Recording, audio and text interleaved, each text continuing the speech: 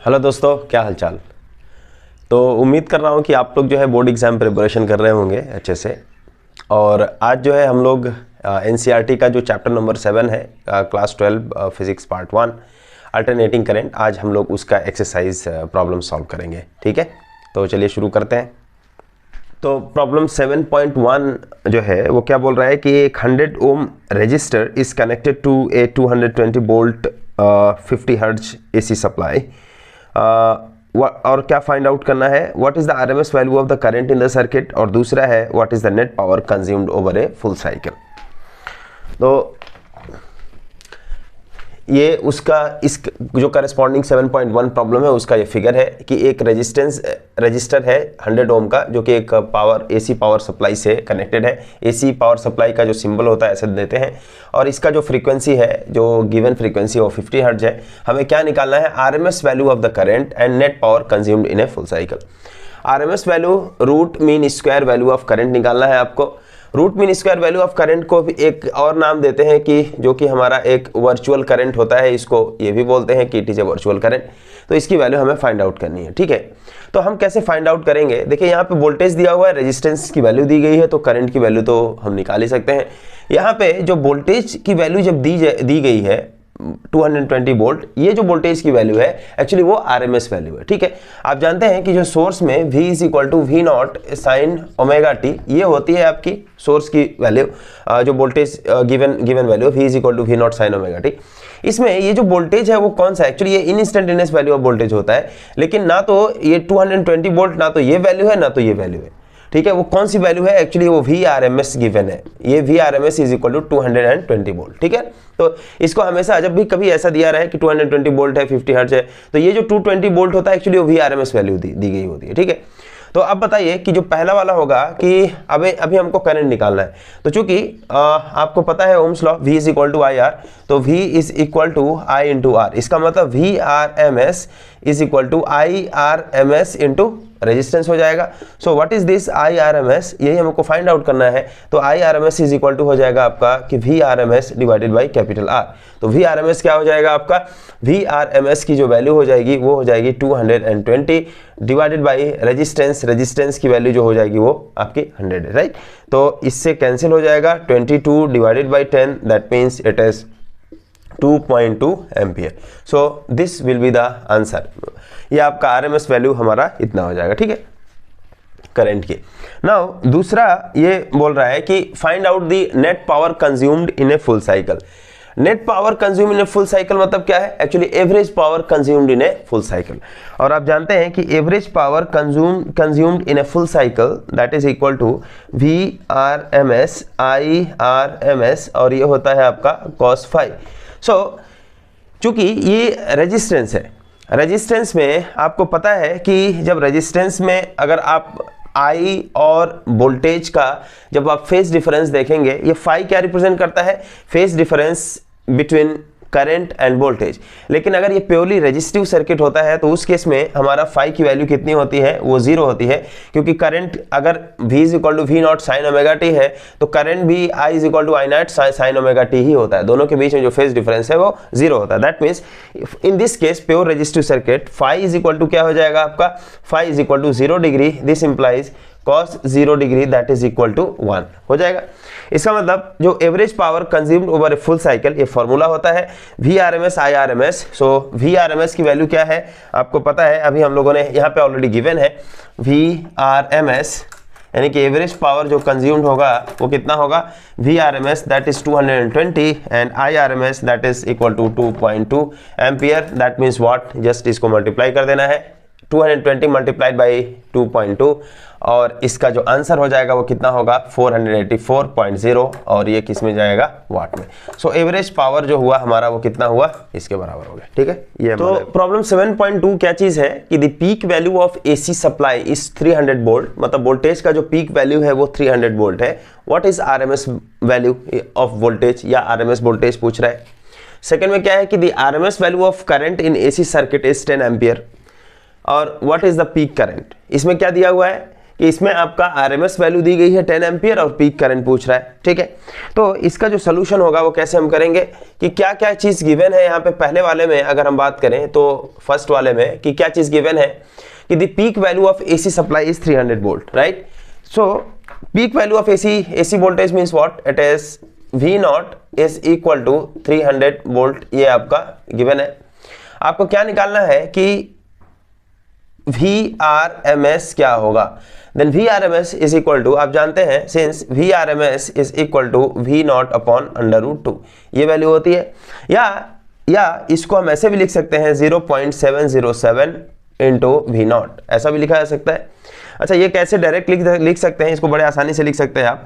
V naught upon √2 है, √2 से आप ऊपर नीचे मल्टीप्लाई कर दीजिए तो ये कितना वैल्यू हो जाएगा, तो ये हो जाएगा V नॉट √2 की वैल्यू 1.414 और ये कितना हो जाएगा 2, और इससे जब हम काट देंगे इसको तो कितना हो जाएगा 0.707। तो यही हमने लिखा है 0.707 इंटू V नॉट, राइट। तो हमें क्या निकालना है, VRMS निकालना है। तो VRMS कितना हो जाएगा, तो V नॉट की वैल्यू 300 है, सो 0.707 मल्टीप्लाइड बाई 300, बस जस्ट वैल्यू आपको लिख लेना है। 212.1 वोल्ट हो जाएगा आपका, 212.1 वोल्ट, ये आपका ये VRMS की वैल्यू हो जाएगी। कोई दिक्कत नहीं है इसमें मेरे ख्याल से कि VRMS की वैल्यू आपकी इतनी हो गई। नाउ जो दूसरा वाला क्वेश्चन है वो क्या पूछ रहा है, दूसरा वाला दी RMS value of the current in AC circuit, ये इस बार क्या है RMS वैल्यू दी गई है। तो इसका मतलब हमें दिया गया है कि RMS is equal to 10 ampere, then हमें क्या फाइंड आउट करना है, what is the peak current, हमें क्या फाइंड आउट करना है, I naught is equal to क्या होगा।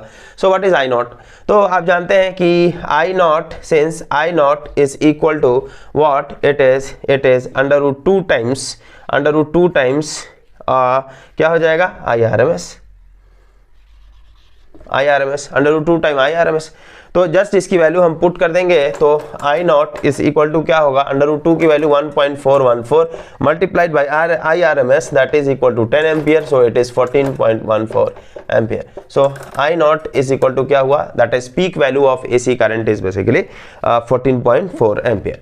अच्छा, जस्ट इसको समझाने के लिए मैं एक चीज़ मतलब ये वैल्यू बता देता हूँ कि जैसे इसका मतलब क्या हुआ कि आप जानते हैं कि AC सर्किट मतलब AC current is like this, right, और AC voltage is like this, एक पल्सेटिंग हमारा वोल्टेज होता है, साइन वेव भी होता है। यहाँ पे अगर मान लेते हैं कि I है और यहाँ पे मान लेते हैं let us consider this is omega T, तो उस केस में हमारा जो पीक वैल्यू ऑफ करंट है इट दिस वन, तो ये जो वैल्यू है इस केस में ये वैल्यू कितना हो रहा है 14.14 एम्पियर हो रहा है, और इसका IRMS वैल्यू जो है वो कितना है, वो आपका 10 एम्पियर है। तो IRMS कौन सा होगा, ये ऑलमोस्ट इसी के आसपास का जाएगा। So this one is basically IRMS, ये वाला जो वैल्यू होगा वो क्या होगा IRMS, ठीक है। और यहाँ पे पीक वैल्यू, तो IRMS एक कांस्टेंट करंट होती है, एक वर्चुअल करंट जिसको हम बोलते हैं कि एक वर्चुअल करंट, ओके। प्रॉब्लम जो 7.3 है, नया वाला NCERT एक्चुअली मैं फॉलो कर रहा हूँ। प्रॉब्लम 7.3 क्या है कि एक 44 मिली हेनरी आपका इंडक्टर है, उसको हमने एक AC सोर्स से कनेक्ट किया हुआ है। It is like this, figure मैंने इस तरीके से बना दिया है कि एक आपका इंडक्टर है 44 मिली हेनरी का, उसको हमने एक AC सोर्स से जोड़ दिया है। 220 वोल्ट इसका RMS वैल्यू है और 50 हर्ट्ज इसका फ्रीक्वेंसी है, राइट।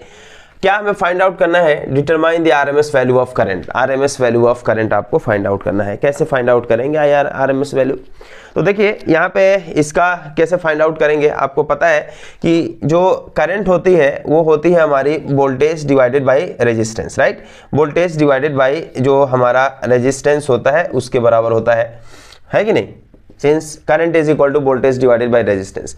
हमें क्या निकालना है IRMS, that means IRMS is equal to VRMS divided by resistance. लेकिन इस सर्किट के अंदर जो रेजिस्टेंस होगा वो कैपिटल R ऐसा नहीं लिखते हैं, ये तो नहीं लिखते हैं, हम कैपिटल R नहीं लिखते हैं। तो चूंकि इंडक्टर है, इंडक्टर के केस में जो ये रेजिस्टेंस होगा सर्किट का उसको हम कैसे रिप्रेजेंट करेंगे, इट इज XL, जो इसको हम क्या बोलते हैं, it is a inductive reactance, right. तो उसको हम दूसरा नाम देते हैं, जस्ट नाम का जो है थोड़ा सा डिफरेंस है, तो इसको हम क्या देते हैं, इट इज XL, राइट। तो ये हो जाएगा ms divided by XL is equal to, आपको पता है इट इज ओमेगा L के बराबर होता है। So what is that, it is VRMS की वैल्यू कितनी है, it is 220 volt divided by omega is equal to 2 pi and nu and it is L. So now what is this value, just put it here, 220 divided by 2 into pi, that means 22 divided by 7 and multiplied by this frequency nu, that means 50 Hz, ये already given है 50 Hz, ठीक है। और ये L की value क्या है, it is 44 millihenry, right. तो मिली हेनरी, सो मिली हेनरी मतलब 10⁻⁻3। मैंने बताया था कि जब प्रॉब्लम सॉल्व करते हुए आपको दो चीज़ करना है, एक तो प्रॉपर आप फिगर बना लो, फिगर बनाने से आपको बहुत क्लियर हो जाएगा कि करना क्या है, और प्रॉब्लम सॉल्व करते हुए जो आपका पैरामीटर्स हैं उनको हमेशा एक ही सिस्टम में आप लिखने की कोशिश करें यहाँ पे, ठीक है। तो यहाँ पे चूंकि मिली हेनरी है उसको मैंने हेनरी में कन्वर्ट कर दिया, तो यहाँ पे जो भी IRMS की वैल्यू आएगी अब आपकी एम्पियर में आ जाएगी, ठीक है, चूंकि हम SI सिस्टम में कन्वर्ट कर रहे हैं इसको। तो अब ये वैल्यू क्या होगा, तो यहाँ पे अगर देखें ये एक 0 से कैंसिल हो जाएगा, इससे ये हो गया हमारा 2, राइट। फिर उसके बाद से यहाँ पे क्या हुआ, यहाँ पे आपका ऊपर में आपका 7 चला जाएगा, नीचे आपका कितना हो जाएगा,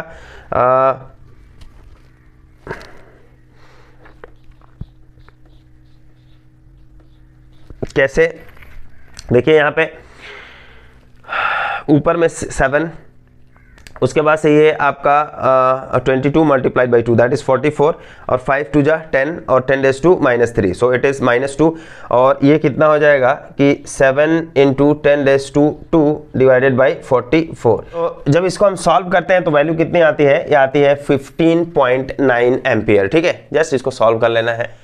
तो प्रॉब्लम 7.4 क्या है कि ऐसा दिया हुआ है, a 60 microfarad capacitor is connected to 110 volt power supply, 60 hertz उसका फ्रीक्वेंसी है, एसी सोर्स से कनेक्ट किया गया है। हमें क्या फाइंड आउट करना है, determine the RMS value of current in the circuit.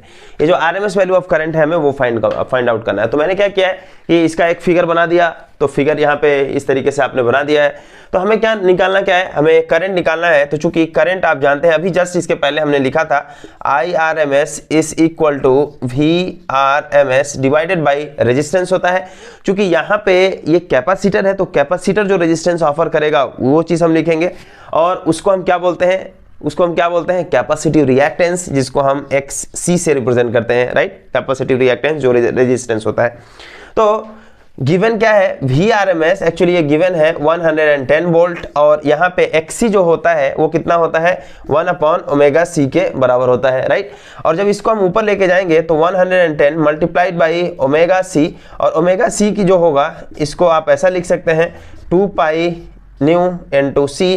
तो जस्ट ऑलरेडी न्यू की वैल्यू 60 हर्ट्ज दी गई है और कैपेसिटर की जो वैल्यू है वो कैपेसिटेंस की वो 60 माइक्रोफैरेड है। जस्ट ये वैल्यू हमें पुट करना है 110 मल्टीप्लाइड बाई 2, और ये हो जाएगा आपका 3.14 मल्टीप्लाइड बाई न्यू की वैल्यू है आपकी 60 हर्ट्ज, और फिर उसके बाद से आपका multiplied by c is equal to 60 microfarad, that means 10⁻⁻6 farad.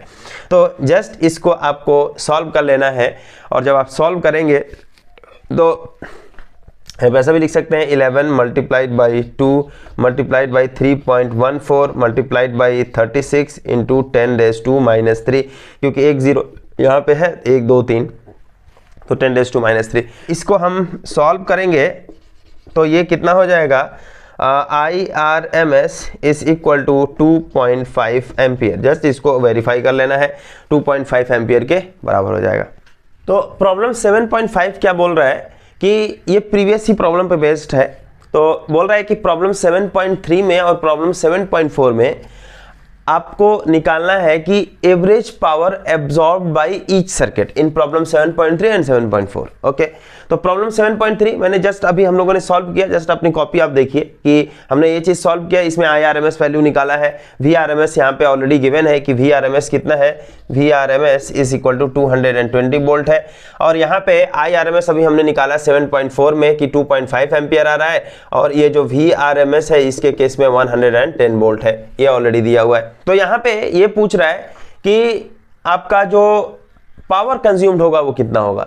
तो आप जानते हैं कि ये जो दोनों सर्किट है, एक्चुअली ये दोनों सर्किट आपका प्योरली, एक तो प्योरली कैपेसिटिव सर्किट है, एक प्योरली इंडक्टिव सर्किट है।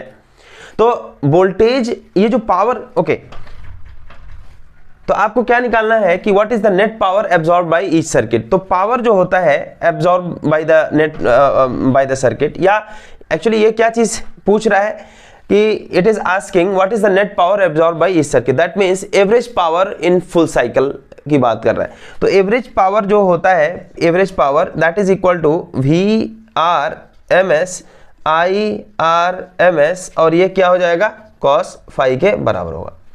तो अभी आप बताइए कि नाउ प्रॉब्लम 7.3 से अगर हम बात करें, प्रॉब्लम 7.3 से, तो VRMS की वैल्यू जो है वो ऑलरेडी आपके पास दी गई है, IRMS की वैल्यू दी गई है, लेकिन बात है कि यहाँ पे cos फाई की वैल्यू क्या होगी। तो फाई क्या होता है, phi is the phase difference between current and voltage. तो यहाँ पे चूंकि प्योरली इंडक्टिव सर्किट है, तो प्योरली इंडक्टिव सर्किट में जो करंट होता है, तो करंट जो होता है, अगर आप वो फेजर डायग्राम जब देखते हैं तो यहाँ पे मान लेते हैं कि लेट अस कंसीडर कि दिस वन इज बेसिकली हमारा ये वोल्टेज है V की वैल्यू, और करंट जो है उससे हमारा लैगिंग होता है पाई2 फेज डिफरेंस एक्चुअली होता है, और यहाँ पे करंट की वैल्यू होती है। तो करंट और वोल्टेज के बीच में ये जो फाई है वो 90 डिग्री वैल्यू देता है आपको फेज डिफरेंस। तो इसका मतलब इस केस में 7.3 में फाई की वैल्यू कितनी हो जाएगी, फाई की वैल्यू हो जाएगी आपकी 90 degree. This implies cos phi is equal to हमारा cos 90, और cos 90 की वैल्यू जो होती है वो 0। This implies average power consume जो होगा ये आपका 0 होगा, किससे केस में 7.3। लेकिन व्हाट अबाउट 7.4, तो 7.4 जो है प्रॉब्लम वो प्योरली कैपेसिटिव सर्किट है।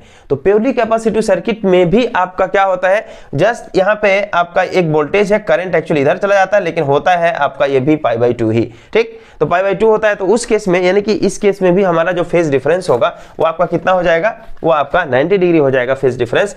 सो phi is equal to again 90 degree. So इस केस में, इस वाले केस में हमारा जो एवरेज पावर कंज्यूम्ड होगा वो भी हमारा कितना होगा, 0 होगा, since cos 90 is equal to हमारा 0 है इसलिए, ठीक है। तो ये हो गया हमारा 7.5 की एवरेज पावर जो कंज्यूम्ड होगा वो हमारा 0 हो जाएगा।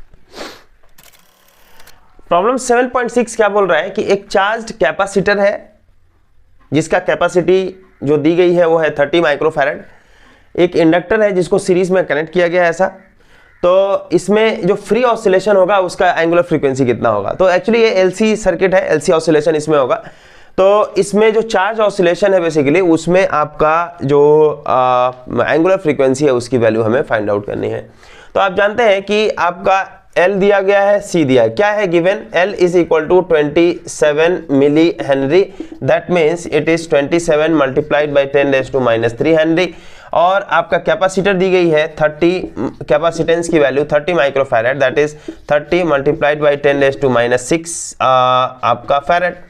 Now we need to find out what is the angular frequency. तो आपको पता है कि एंगुलर जो फ्रीक्वेंसी होती है उसकी जो उसके लिए जो एक्सप्रेशन होता है वो क्या होता है।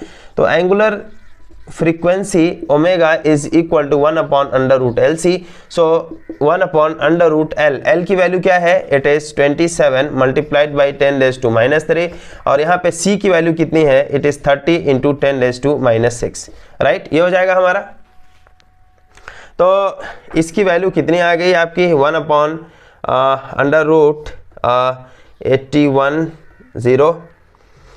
into 10⁻⁹ और इसको अगर आप 0 को इधर कर लें तो ये हो जाएगा आपका 10⁸ और जब आप इसको सॉल्व करेंगे तो यहाँ से ये वैल्यू कितनी आ जाएगी, ये होगी आपकी 1/√81 दैट इज 9 into 10⁻⁴ और इसको हम ये लिख सकते हैं 10⁴ divided by 9 that is equal to 1.1 into 10⁻³ और इसको हम ऐसा लिख सकते हैं, it is in radian per second since it is angular frequency. So the value of angular frequency is what, it is 1.1 into 10⁻⁻3, ठीक है।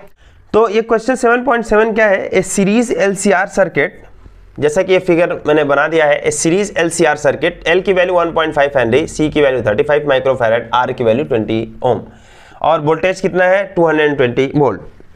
तो इसमें बोला है कि when the frequency of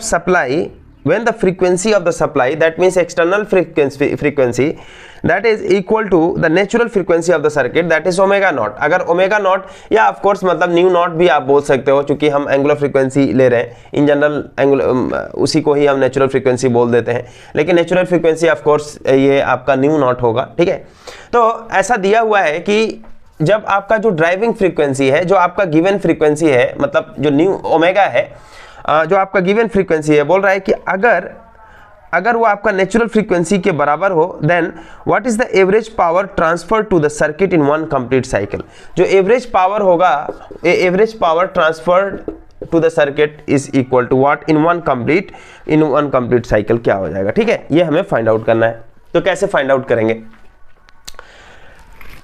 तो क्योंकि एवरेज जो पावर होता है वो क्या होता है, तो average power basically average power, since average power is equal to, आप जानते हैं कि VRMS IRMS, और ये होती है हमारी cos फाई के वैल्यू के बराबर होती है।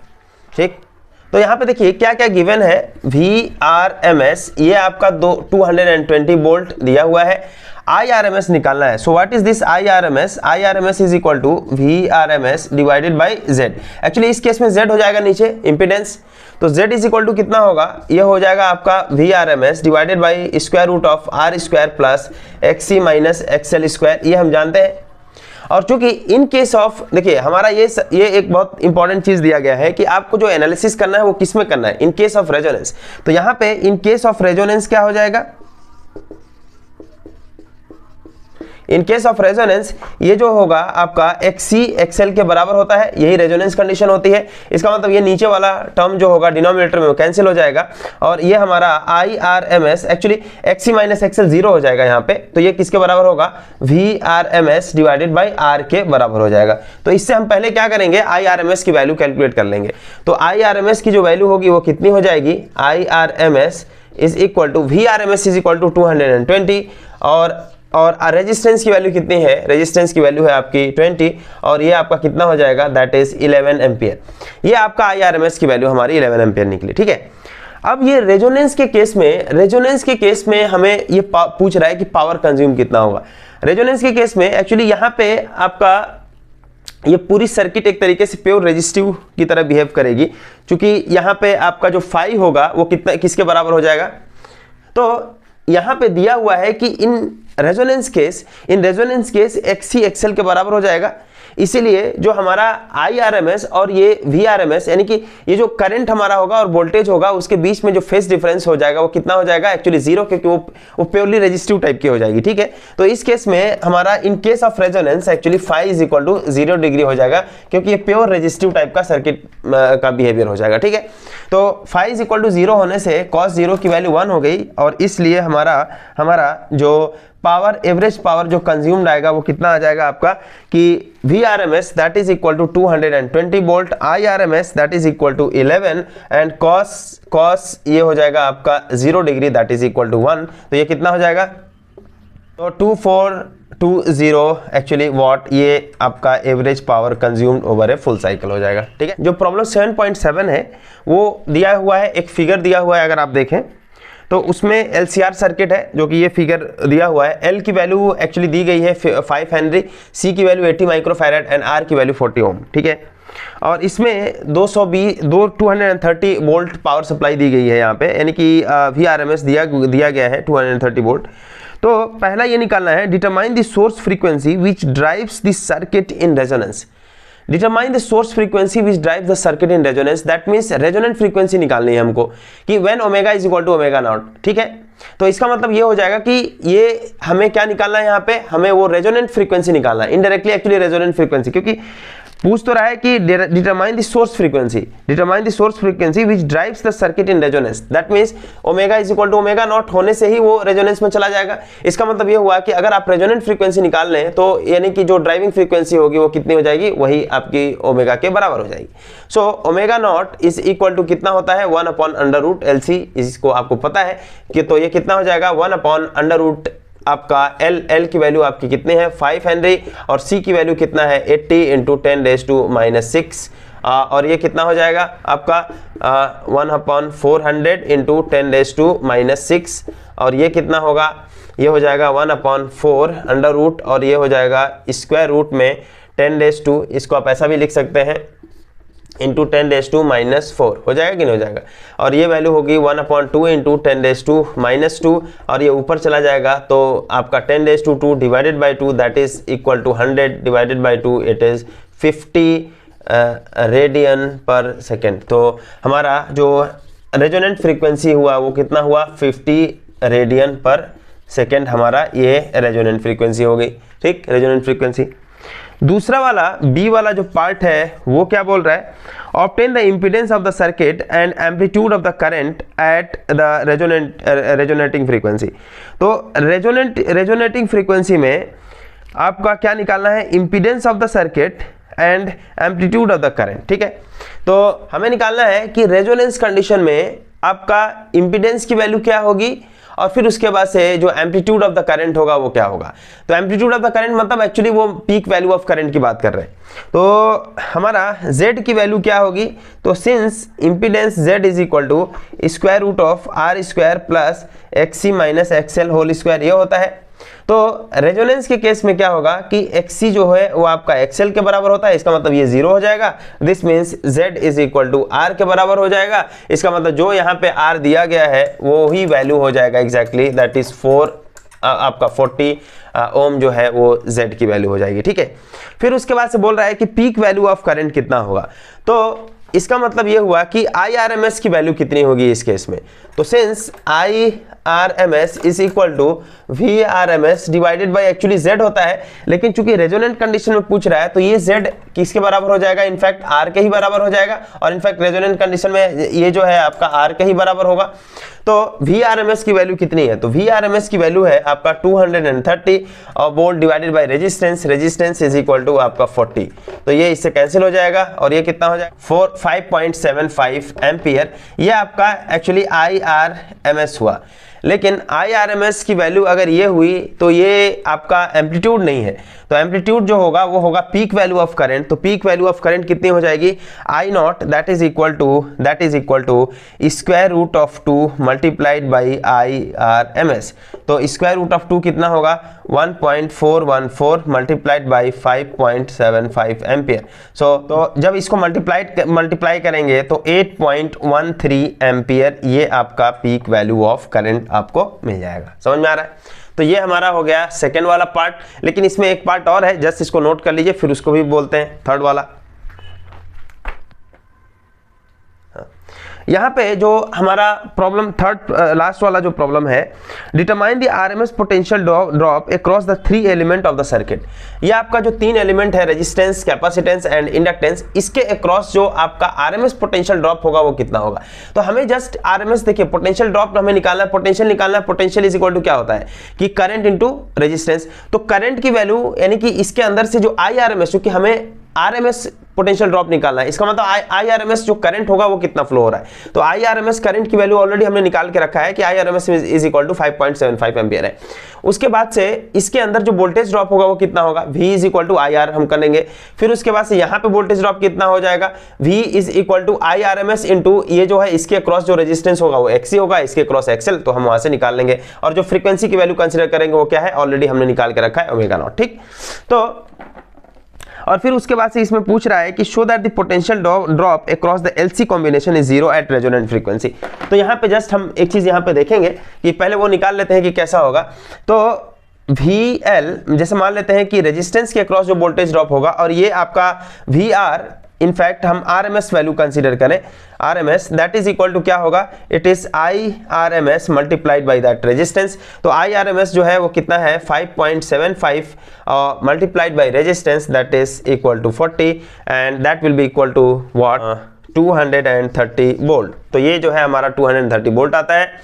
नाउ फिर उसके बाद से आपका VC RMS ये कितना आता है आएगा आपका, इसको हम ये लिख सकते हैं IRMS मल्टीप्लाइड बाई XC, और XC is equal to 1/ωc that is IRMS divided by omega into C, और ओमेगा की वैल्यू आपकी कितनी है 50 हर्ट्ज। तो IRMS 5.75 multiplied by omega, omega is equal to 50 hertz and C is equal to 80 microfarad 10⁻⁻⁶। इसको जब हम solve करेंगे तो कितना आएगा 1437.5 वोल्ट, ये हमारा आ जाएगा। सिमिलरली हम क्या कैलकुलेट कर लें, हम कैलकुलेट कर लें कि जो हमारा इंडक्टर के क्रॉस हो रहा है, so VL I mean RMS कितना होगा, it is again IRMS multiplied by क्या हो जाएगा, multiplied by XL, and that is equal to 5.75। और ओके पहले एक बार लिख देते हैं इसको, ये कितना हो जाएगा आपका IRMS और XL की value actually omega into L।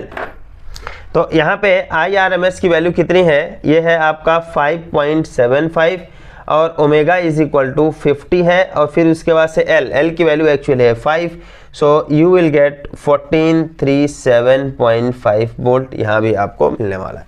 तो ऐसा पूछ रहा है कि show that the potential drop across the LC combination at resonant frequency is 0। LC combination में जो आपका पोटेंशियल ड्रॉप होगा वो 0 होगा।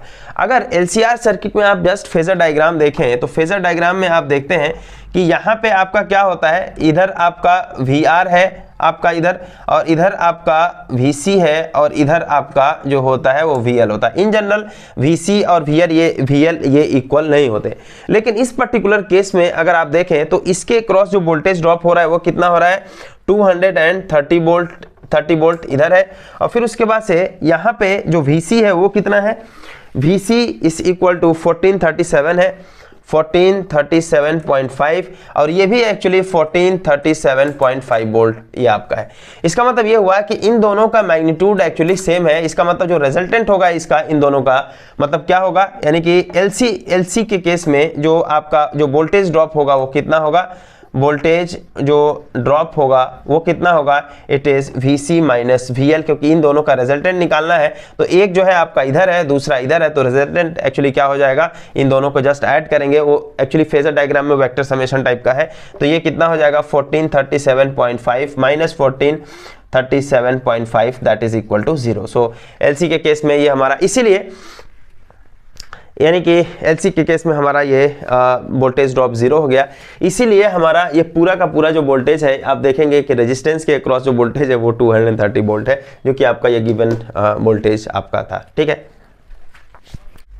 तो आज हमने हम लोगों ने जो चीज़ किया वो अल्टरनेटिंग करंट का जो एक्सरसाइज प्रॉब्लम्स थे उसको हमने सॉल्व किया है। तो नेक्स्ट में हम कुछ और एक्सरसाइज प्रॉब्लम सॉल्व करेंगे, और होपफुली आप बोर्ड एग्जाम प्रिपरेशन अच्छे से कर रहे होंगे आप लोग। ठीक है, तो अगर वीडियो मतलब जो है अच्छा लग रहा है तो आप उसको लाइक करें, सब्सक्राइब करें हमारे चैनल को, अपने फ्रेंड सर्कल में आप उसको शेयर करें, and thank you very much for watching.